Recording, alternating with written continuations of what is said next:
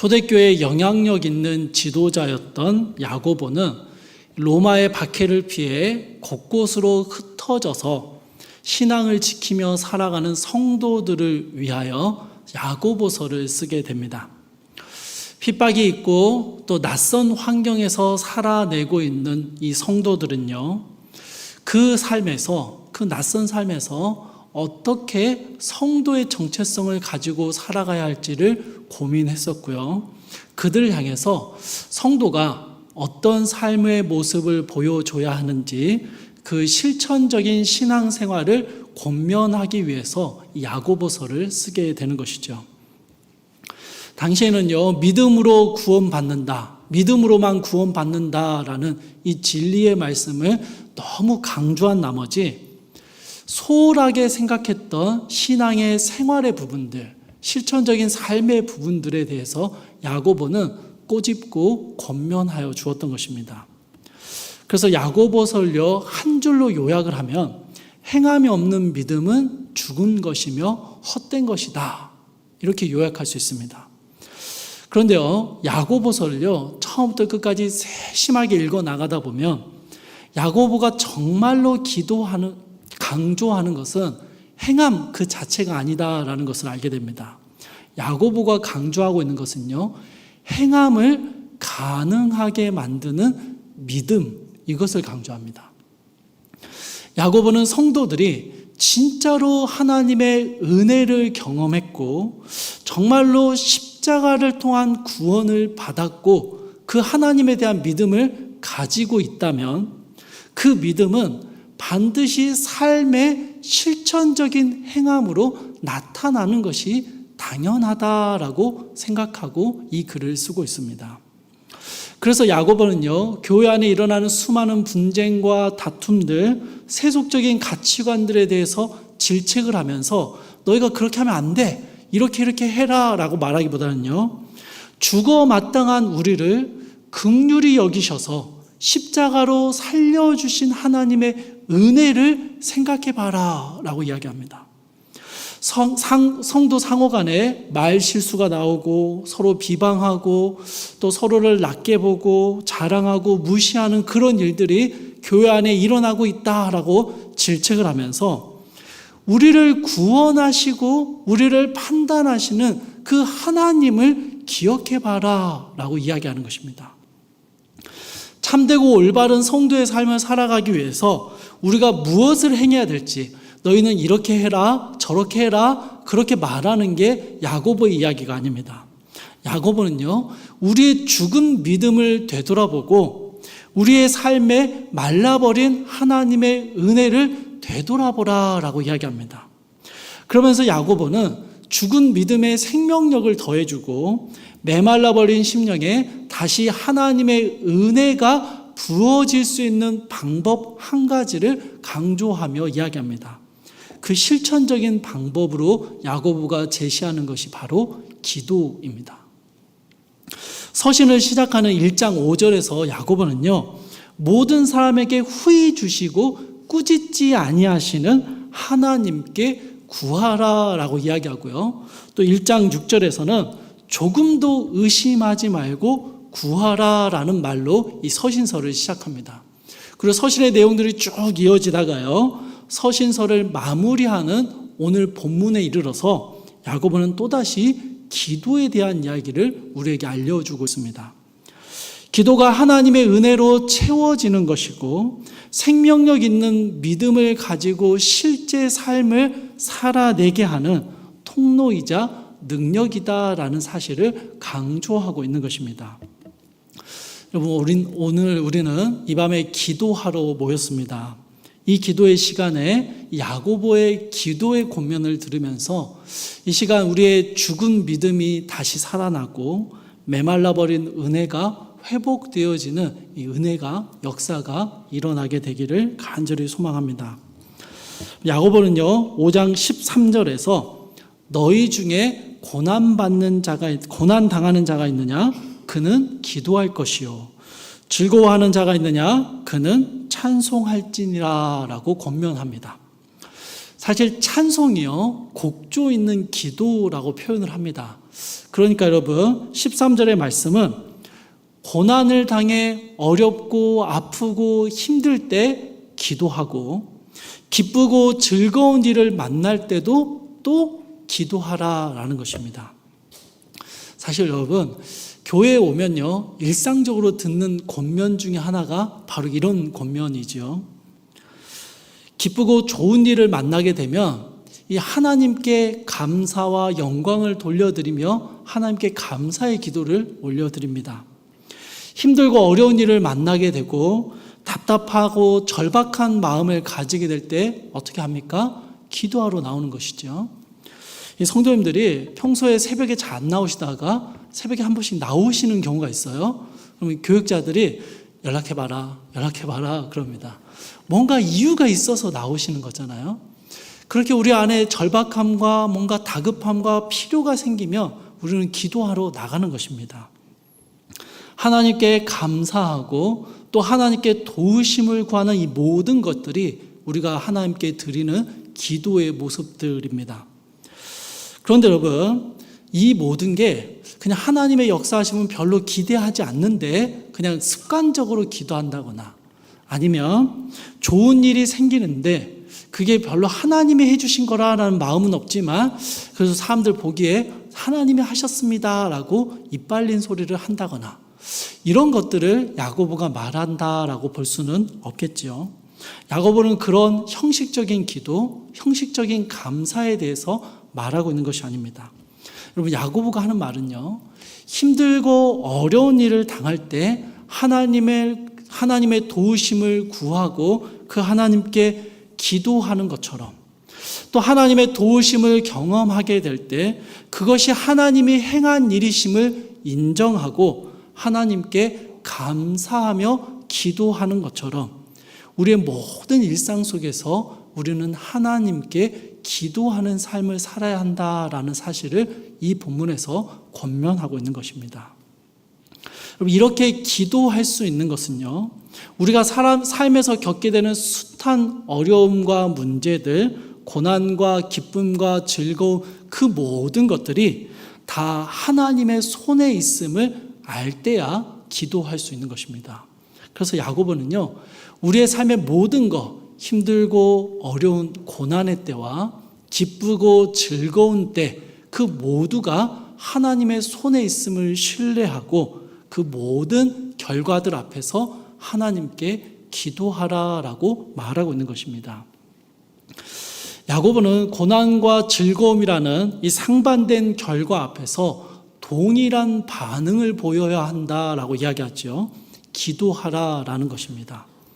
믿음으로 살아가는 성도의 삶이라는 것은 성도가 믿음으로 행하며 살아간다라는 것은 다른 게 아니라 기도하는 것이다라고 이 야고보는 결론적으로 권면하고 있는 것입니다.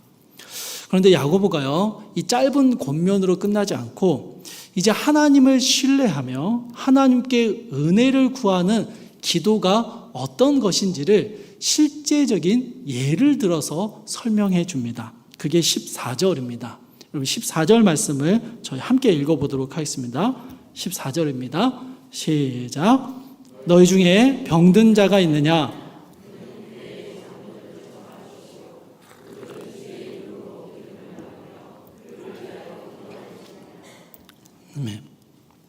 성도들 중에 병이 든 사람이 생겼습니다. 아픈 사람이 생기면 교회 장로들에게 방문을 요청하고 신방을 요청하고 교회 장로들은 주의 이름으로 기름을 바르며 병든 자를 위해 기도해 주라라는 것입니다. 여러분 이게 어떤 의미인지 아시겠습니까? 이게 무슨 의미야? 대체 무슨 말을 하는 건지라고 생각이 드실 겁니다. 그리고 24절 말씀을요, 여러 가지로 해석하는 사람들이 있었습니다. 첫 번째로 어떤 사람은요, 이 14절에 나오는 기름에 주목했습니다. 이 기름을 당시 만병통치약처럼 쓰던 그런 약품의 일종이었을 것이다 라고 설명하는 것이죠. 제가 어렸을 때 어디 상처가 나거나 뭐 뜨거운데 화상 데이면 어머니가 늘 발라주시던 연고가 있습니다. 여러분 아시죠? 바셀린. 그죠? 거의 만능 연고. 맞는 크림이에요. 예수님 시대에도 이런 바셀린과 같은 기름이 있어서 이게 너무 귀한 거여서 교회 장로들만 따로 보관을 하고 있었던 거예요. 그러다가 성도 중에 누군가가 아픈 사람, 다친 사람이 생기면 장로들에게 연락해서 빨리 그 기름 가지고 와서 좀 발라달라, 약 좀 발라달라라고 요청을 했던 것입니다. 그러면 장로들이 와서 기름만 바르기 좀 뭐하잖아요. 그러니까 기름을 바르면서 기도도 해주는 거예요. 여러분, 이렇게 해석을 하면 이 본문의 말씀이 어떻게 됩니까? 14절 말씀의 중심, 가장 핵심되는 내용이 기름이 됩니다. 기름입니다. 이 기름이 어떤 기름인지가 중요해집니다. 이 기름의 효과를 기대하고 이 기름을 신뢰하는 결과가 생겨나게 되는 것입니다. 그럼 제가 예전에 한번 말씀드린 적이 있는데요. 여러분 혹시 무한단물이라고 아십니까? 이 교회라는 영광스러운 이름을 붙이는 것도 참 마음에 들지 않는 만민중앙교회라는 그런 이단이 있습니다. 이재록이라는 사람이 이끄는 이단인데요. 2000년도에 이 이재록 씨가 고향인 전라도 무안에 가서 바닷물을 붙들고 기도했더니 짠물이 놀랍고 신비한 담수로 바뀌었다라고 주장을 합니다. 출애굽기에서 모세가 마라의 쓴물을 단물로 바꾸었던 것처럼 그것에 빗대어서 이 물을 무한 단물이라고 부릅니다. 이 신비의 물이 흘러나오는 곳이요, 전라남도 무안에 있는 무안 단물터라고 되어 있습니다. 교인들이 이곳을 성지처럼 여기도록 교육을 합니다. 제가 전라도 무안에서 중학교 때까지 살았는데요, 제 고향인 무안에 이런 게 있다는 게 참 무안합니다. 그런데 여러분, 이 사람들이 주장하는 이 무한 단물의 성능이요, 굉장합니다. 효과가 굉장합니다. 무한 단물을 눈에 장기간 바르면 쌍꺼풀이 생긴답니다. 집에 가전제품이 고장 났을 때 비싼 서비스 센터 부르지 말고 무한 단물을 뿌려두면 이 가전제품이 다시 작동이 된대요. 자동차가 갑자기 멈춰버렸는데 엔진에 무한 단물을 부었더니 엔진이 마치 새 것처럼 돌아갔다, 이런 간증도 있습니다. 무한 단물을 구해서 과학적으로 분석을 해봤더니요, 조금 덜 짠 바닷물이라는 평가를 받았습니다. 그런데 인터넷에 보면 이 무한 단물에 대한 효과야, 그런 효능에 대한 후기들이 제법 많이 돌아다닙니다. 이 황당한 사기 행각은 2020년도에 무한 단물터가 폐쇄되면서 끝났습니다. 이제 무한 단물을 구할 수가 없습니다. 그런데 여러분, 14절에 나오는 이 초대교회가 가지고 있었던 기름에 집중하게 되면요, 초대교회만이 만들어내고 가지고 있었던 어떤 거룩한 기름, 어떤 신령한 기름이 있어서 성도들이 그것을 바르면 병을 치료할 수 있었다라는 이야기를 하는 것처럼 이해되는 것입니다. 이게 여러분, 무한 단물을 설명하는 것과 뭐가 다르겠습니까? 그렇죠? 전혀 맞지 않는 해석이 되는 것이죠. 또 어떤 사람들은요, 14절에서 교회 장로들이라는 표현에 주목을 합니다. 초대교회 장로들이다라고 하면 지금으로 말하면 목회자, 중직자들을 의미한다라고 할 수 있습니다. 이 초대교회 예수님 시대, 예수님이 소천하신 지 얼마 안 된 그 시기, 그 놀라운 부활의 시기에 교회의 지도자였던 장로들은 특별하고 신령한 은사를 가지고 있어서 신유의 은사, 즉 병 고치는 능력이 있었다라는 것입니다. 그래서 성도들 중에 누군가가 병에 걸리면 그런 은사를 가진 장로들을 초청해서 치료를 받았다라는 해석을 하는 것이죠. 자, 여러분, 오늘 기도에 오신 장로님들, 병 고치는 은사를 가지고 계십니까? 아니, 교회 장로님 정도 되면 그 정도의 은사 있으셔야 되는 거 아닌가요? 근데 저도 없고요, 저희 담임 목사님도 없습니다. 만약 저에게 병 고치는 능력이 있다면 휴가를 가셨겠습니까? 오늘 기도회가 미어 터지겠죠.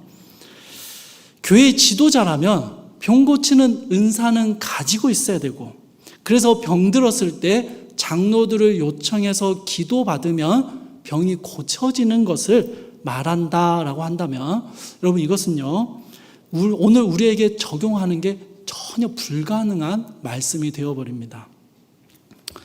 교회 장로들의 주목하는 또 하나의 의견은요, 그래도 목사나 장로들이 소위 기도빨이 더 있지 않겠나, 그래서 그들을 불러 기도를 요청했다라는 해석입니다.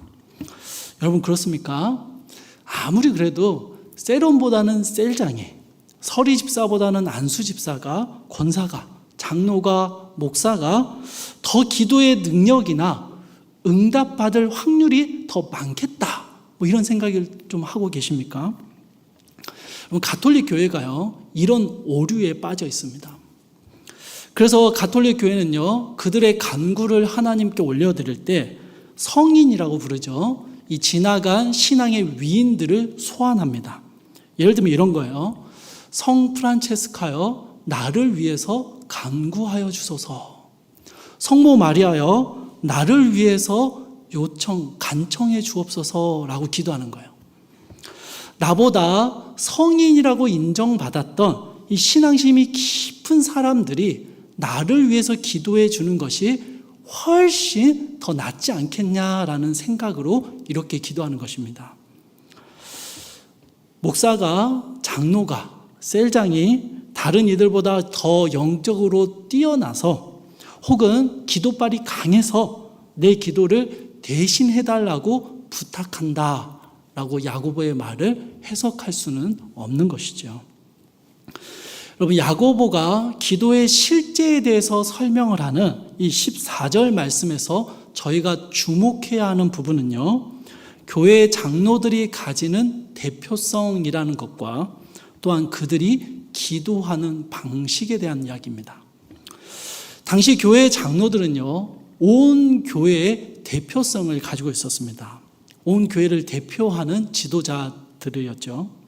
그래서 장로를 청한다라는 말은요, 다른 말로 하면 온 교회에 자신의 어려움을 이야기하고 도움을 구한다라는 의미이기도 했습니다. 또한 장로들이 찾아와서 기도한다라는 것은요, 온 교회가 당신의 아픔에 함께하며 함께 기도하고 있습니다라는 사실을 보여주는 것이었습니다. 장로들이요, 이 병든 자를 찾아와서 어떻게 기도한다라고 말씀합니까? 여러분, 기름 바르는 건 넘어가고요, 어떻게 기도합니까?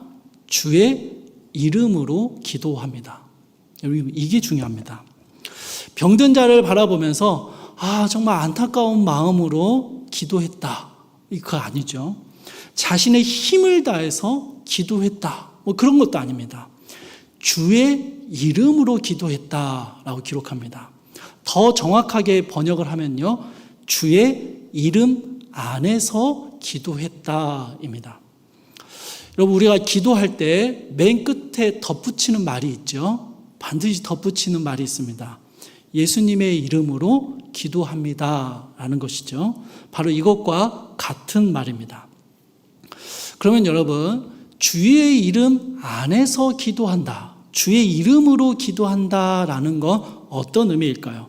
자, 15절이 이것을 설명을 해줍니다. 15절 말씀도 우리 같이 한번 읽어보도록 하겠습니다. 15절입니다. 시작. 믿음의 기도는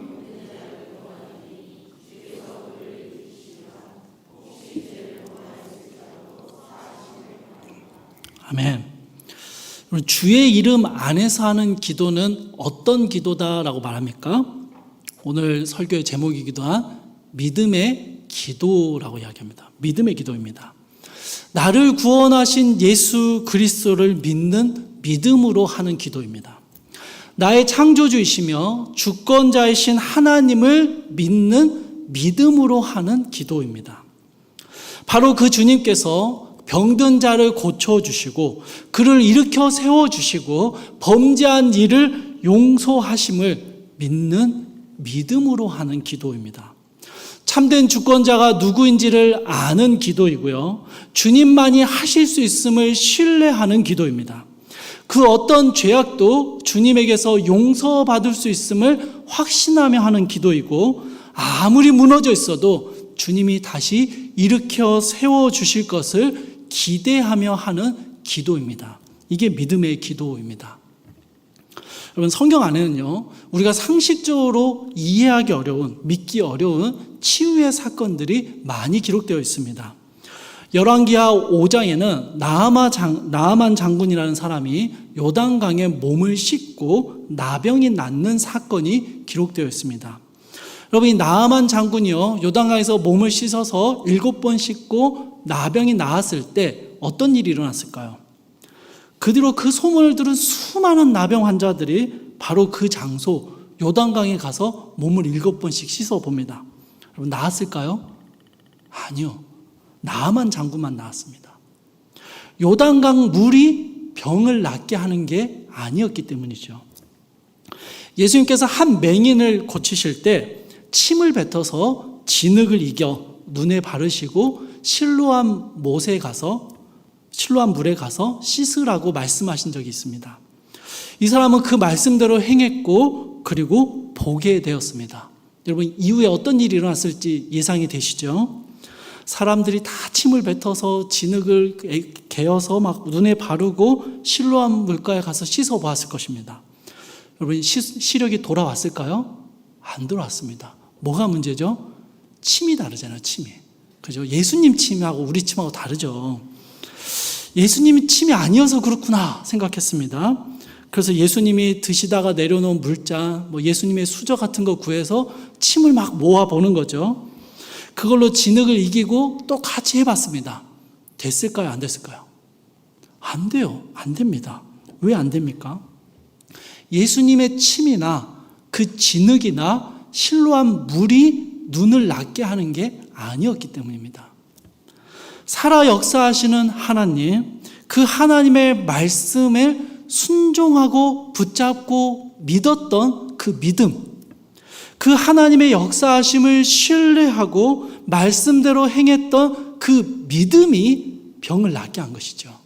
그러니 여러분, 똑같이 행한다고 해서 되는 게 아닌 것입니다. 그 믿음을 가진 사람들이 하나님의 고치시고 치료하시는 은혜를 경험할 수 있었던 것입니다.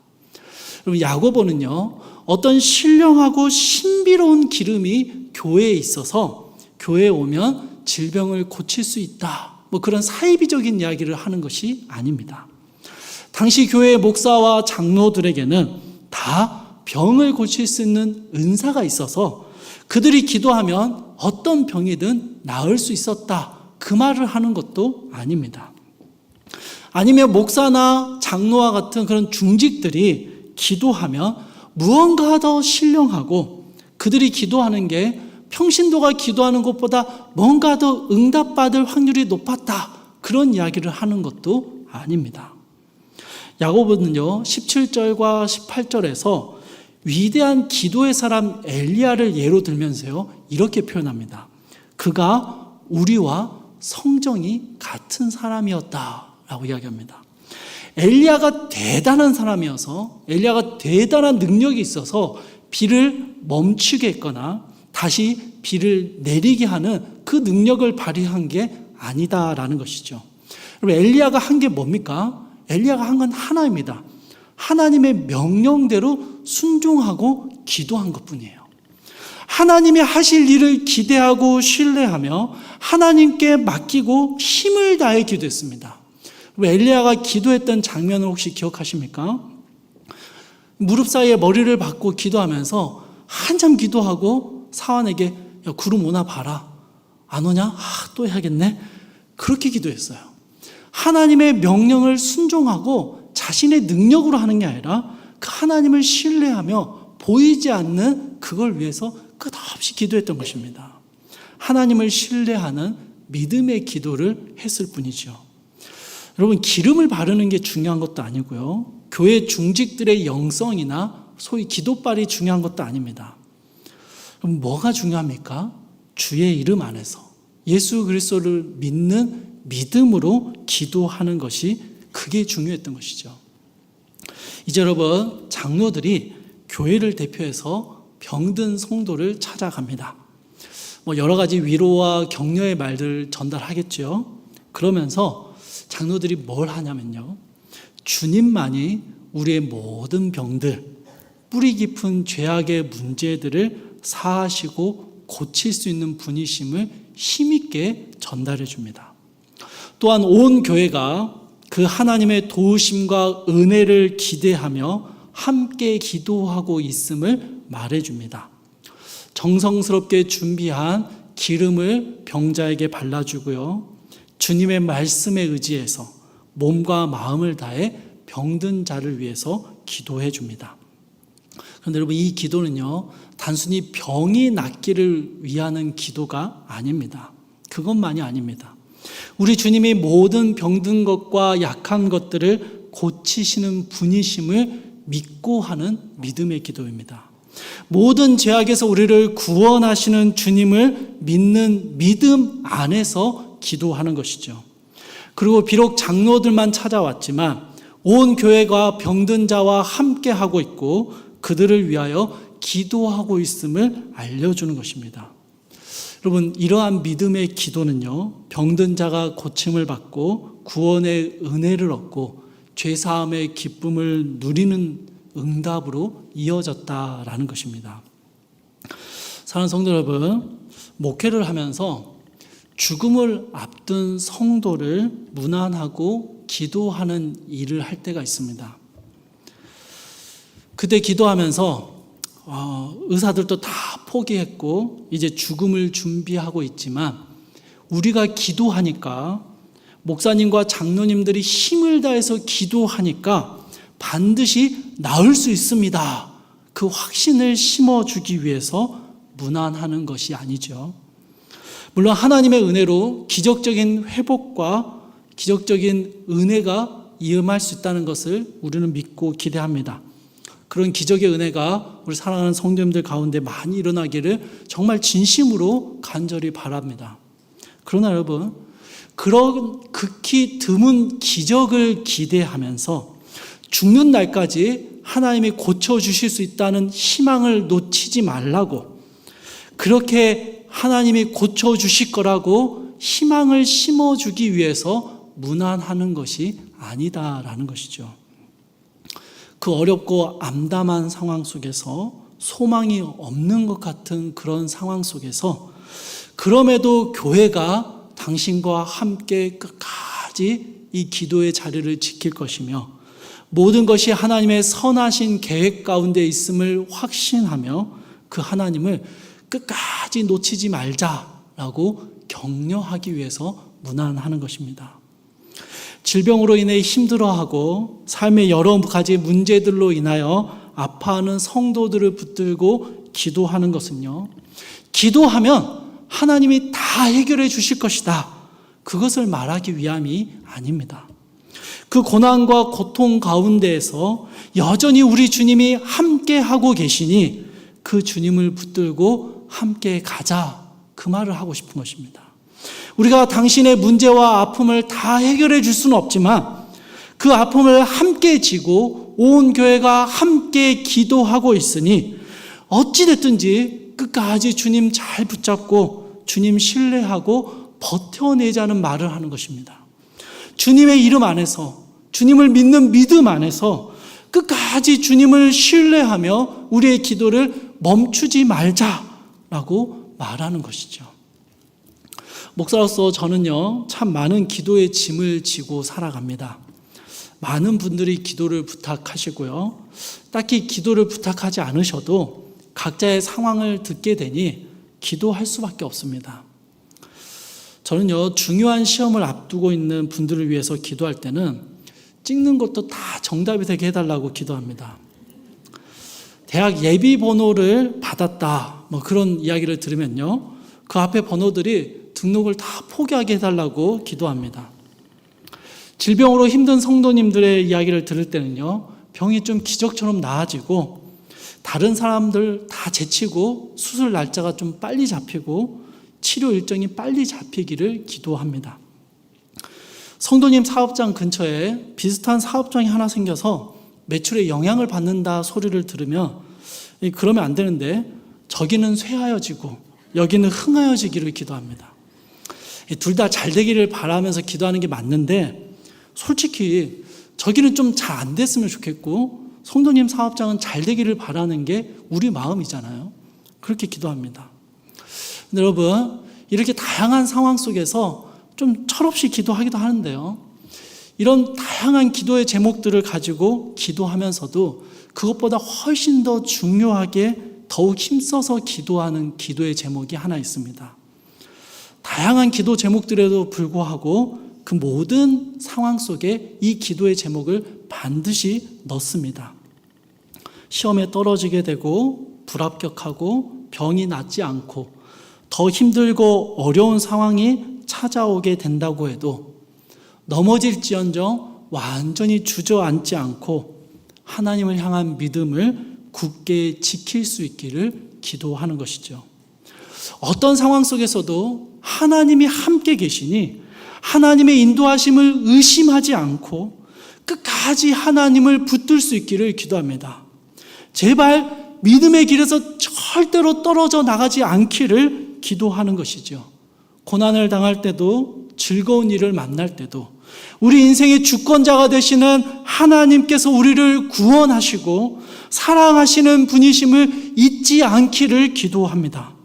그 하나님을 온전히 신뢰하며 붙잡으며 그 어려움의 자리를 견뎌낼 수 있기를 기도하는 것이죠. 저는 야고보가 말하는 믿음의 기도가 이런 거라고 생각합니다.